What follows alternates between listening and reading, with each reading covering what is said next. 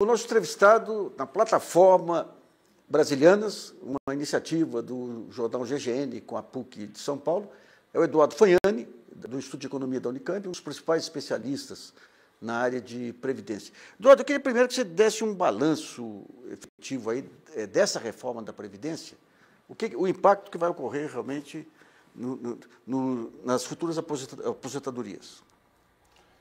Bom, Nassif, a reforma desidratada, né, que você quer falar.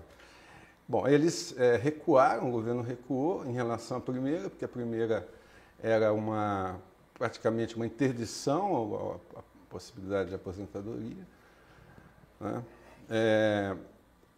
Então, estou fazendo uma reforma mais enxuta, mas ela continua sendo uma reforma que exclui especialmente o pessoal do regime geral da proteção da Previdência, que é o grosso dos trabalhadores, né? Esse acho que é um ponto importante. Por quê? Tudo bem, o que mudou? Vão aumentar a idade para 65 anos, homens 62 anos, até... vai aumentando gradativamente, se eu não me engano, em 2034, 2038, chegará a 65 anos e 62 anos. Até aí tudo bem. Qual o problema? Que pouca gente está discutindo. Que tem um gatilho. Né? Então, sempre que a expectativa de sobrevida da população com mais de 65 anos aumentar 1 ponto, automaticamente a idade aumenta. Então, hoje, a expectativa de sobrevida aos 65 anos é em torno de 17, 18 anos. Né? Ela tende a chegar a 21, 22, 23. Então, nós podemos ter a cada 8, 10 anos, né, um aumento de 1 ponto. Então, daqui a 30 anos, nós vamos ter 66, 67, 68 anos. Então, esse é um primeiro ponto importante. O segundo ponto importante, esquece a aposentadoria integral. Ninguém vai conseguir se aposentar no Brasil com aposentadoria integral, porque precisa de 40 anos de contribuição. Quer dizer, a rotatividade, quando o cara para de trabalhar, não entra na contagem.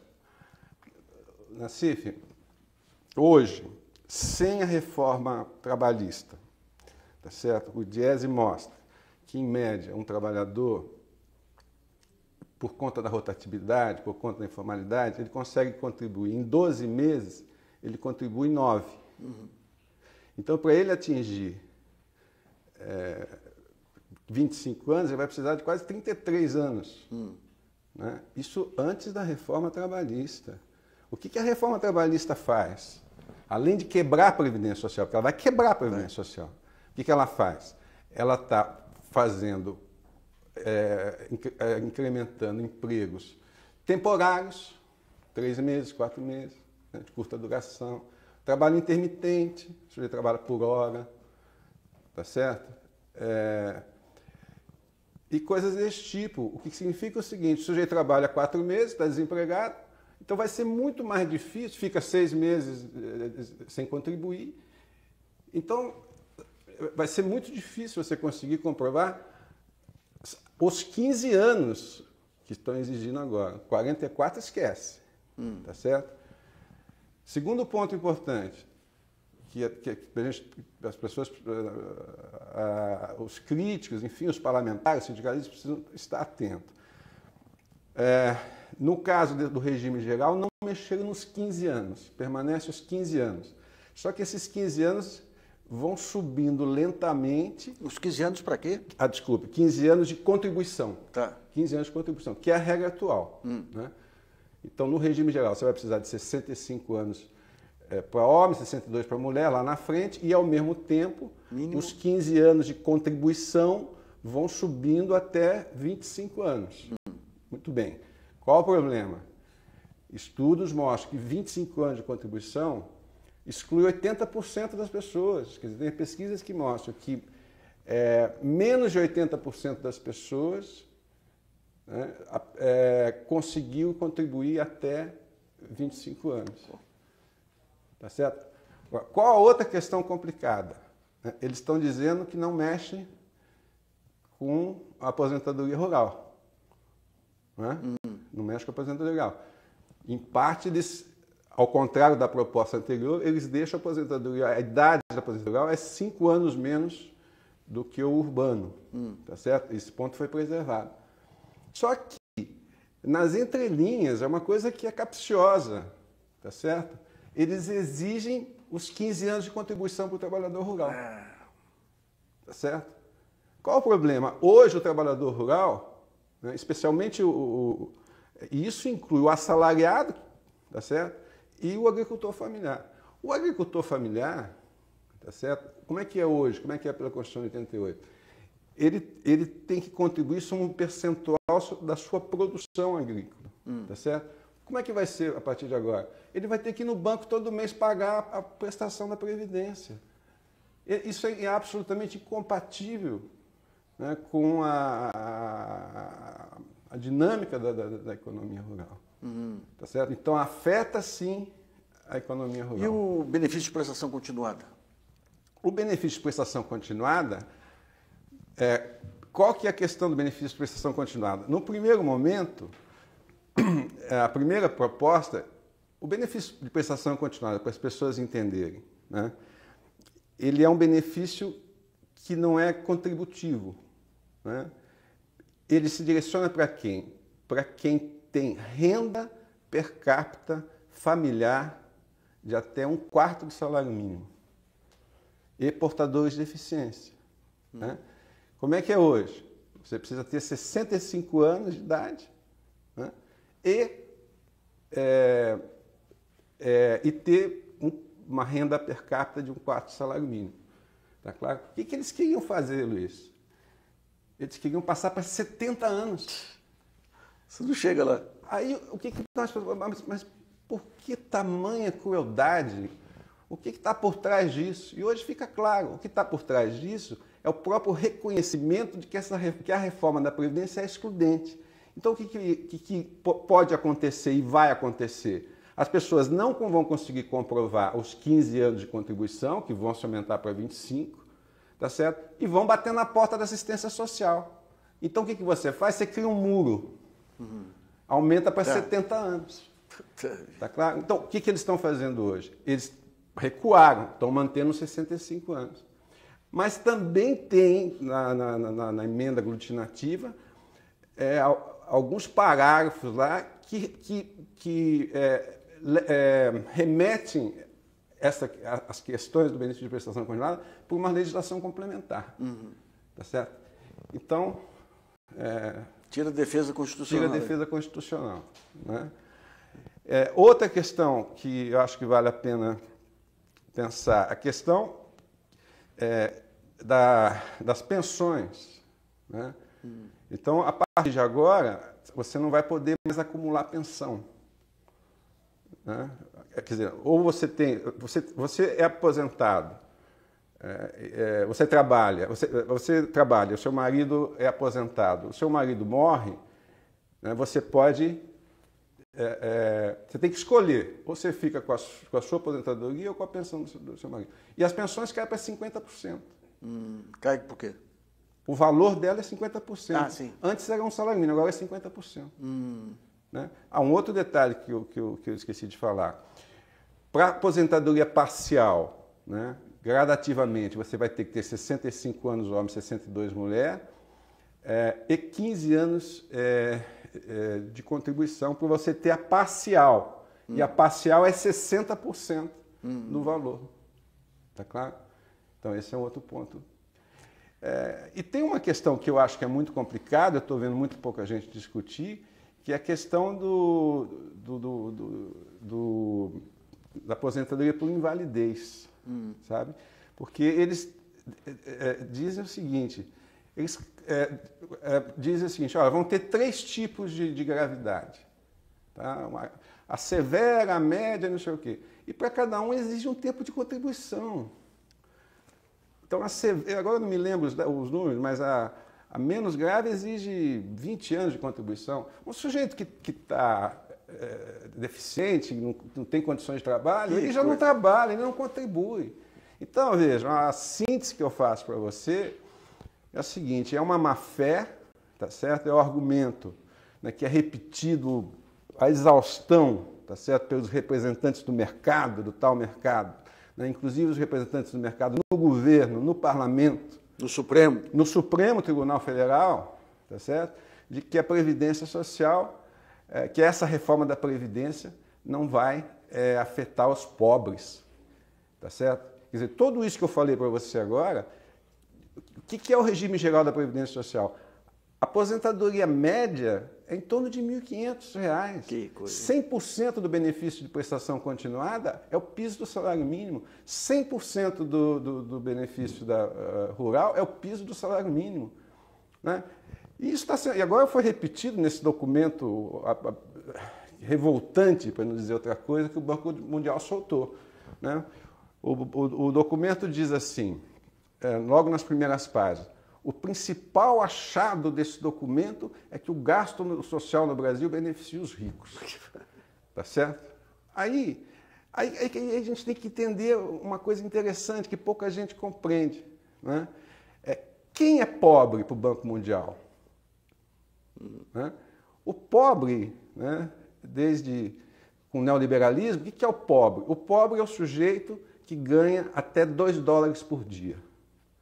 Tá certo? A linha de pobreza é isso. Quem ganha menos é pobre. Quem ganha mais de $2 por dia, né, adentrou no mundo da prosperidade. Ele não precisa mais do Estado, ele é rico. Tá claro? $60 por mês. Tá certo. Então, aí toda a análise do Banco Mundial e toda a análise que o governo faz, que reproduz, que são os mesmos, tá certo? É na estrutura da distribuição da renda pelos 10 níveis, os DCIs. Os 10% mais pobres, 20% mais pobres, pá. Aí o banco diz, a Previdência Social beneficia os mais ricos. Observe que a concentração média das aposentadorias, isso juntando a Previdência do regime geral e do setor público. O que é um absurdo, que são dois mundos totalmente diferentes. Mas mesmo juntando, eles dizem assim, olha, a concentração média é no 6º decil. Os pobres estão no 1º e no 2º decil. E a média é no 6º decil. Aí você vai ver os dados da PNAD. Quanto é a renda de quem ganha do 6º decil? É R$650. Então, R$650 de renda domiciliar per capita, renda média domiciliar per capita, é um sujeito rico na CIF. Que coisa absurda. Tá certo? Então é isso que a gente assiste. Eduardo, e as isenções?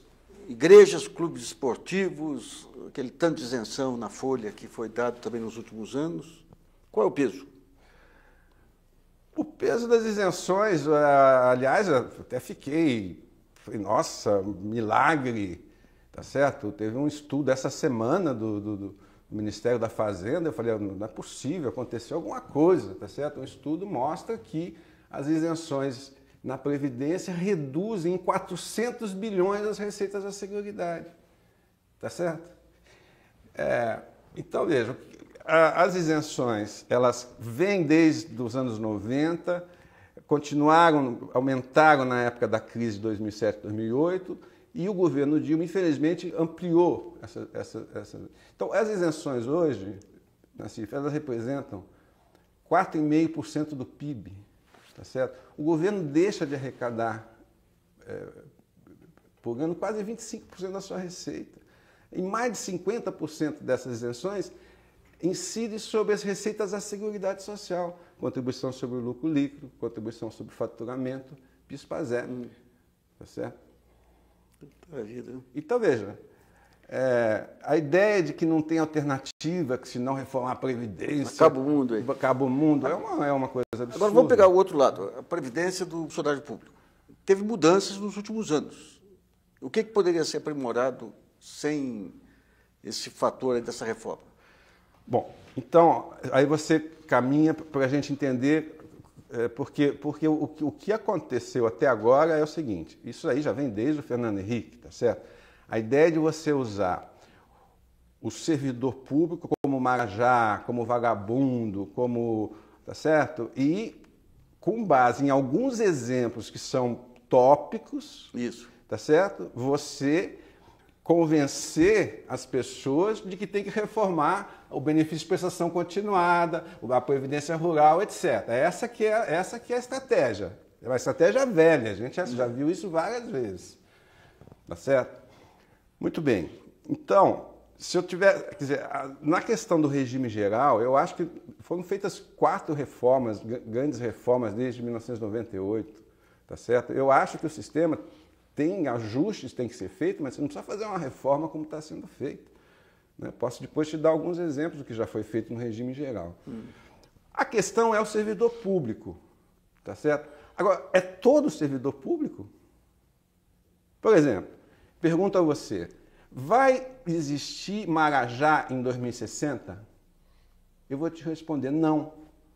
O governo sabe disso, as projeções do governo no gasto do servidor público para 2050, 2060, você tem uma queda do gasto. Por quê?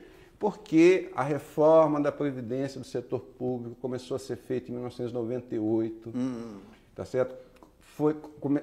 Foi complementada, a lei complementar se deu a partir do Lula em 2013, emenda 41, e finalmente chegou em 2012, foi regulamentada a chamada lei do FUNPRESP, o Fundo da Previdência do Servidor Público. O que essa lei diz? Ela diz, para quem entrar no serviço público a partir de 2012, tá certo? Tem um teto de R$5.000. Então o magistrado que ganha 40, que ganha 50, ele quer se aposentar com 40, 50, ele vai ter que contribuir para um fundo complementar. Então, e ao mesmo tempo, os trabalhadores que estão na ativa hoje vão morrer, né? Porque eles também morrem, tá certo? Então, se não morre de fome, morre de vergonha. Ou por idade, ou por doença, ou de vergonha, tá certo? Então, no longo prazo, até 2060, quer dizer, uma reforma tem que pensar o futuro, tá certo? A questão, de certa forma, está equacionada, tá certo? A idade ainda é 655 anos, eu acho baixa, né? Porque o servidor público tem estabilidade, é baixo em relação ao trabalhador do regime geral, que não tem. Né? Então você pode adequar a idade como está sendo feito, mas existe um teto de R$5.000. Tá. Então, bom, então nós já conseguimos dizer o seguinte, a reforma não tem que ser no regime geral você tem que fazer alguns ajustes, porque muita coisa já foi feita, tá certo? Essa ideia que o Brasil não tem idade mínima é pós-verdade, a ideia de que a aposentadoria precoce é uma pós-verdade, porque já foram feitas medidas que corrigem isso, mas no caso do setor público, você tem a situação dos que entram no mercado de trabalho a partir de 2012. O que falta fazer nisso daí? Isso só foi regulamentado, Nassif, para o funcionário público federal do Poder Executivo, tá certo? Não foi regulamentado para o legislativo e para o judiciário. Então é isso que deve ser feito. E os governos estaduais e municipais também deveriam ter feito isso, mas não fizeram, tá certo? Isso é uma legislação complementar. Então você tinha que essa regulamentação constitucional que foi aprovada em 2012, após quase 20 anos de governo, tinha que ser cumprida pelos estados e pelos municípios, tá certo? Porque essa reforma já foi feita, tá certo? Então esse é o primeiro ponto do que deve ser feito. A outra questão é um pouco mais complicada, é que você tem 2 tipos de servidor. O que entrou antes de 2003 e o que começou a trabalhar depois de 2003. O que começou a trabalhar depois de 2003, as regras são mais duras, ele não tem direito à paridade, enfim, tem uma série... A paridade é você sair com o salário integral, enfim, já tem... A questão que é, vamos dizer assim, o grande problema, vamos dizer assim, é para o funcionário público que entrou antes de 2003, tá? Que esse sim tem direito à paridade quanto sai, etc, etc. Tá certo? Então, veja bem, hoje, se você tivesse que fazer uma reforma, né, o debate tem que ser em cima do problema. Tá. Muito bom. Queria agradecer muito ao Eduardo Fagnani esse depoimento importante para a plataforma Brasilianas, uma iniciativa do jornal GGN com a PUC de São Paulo.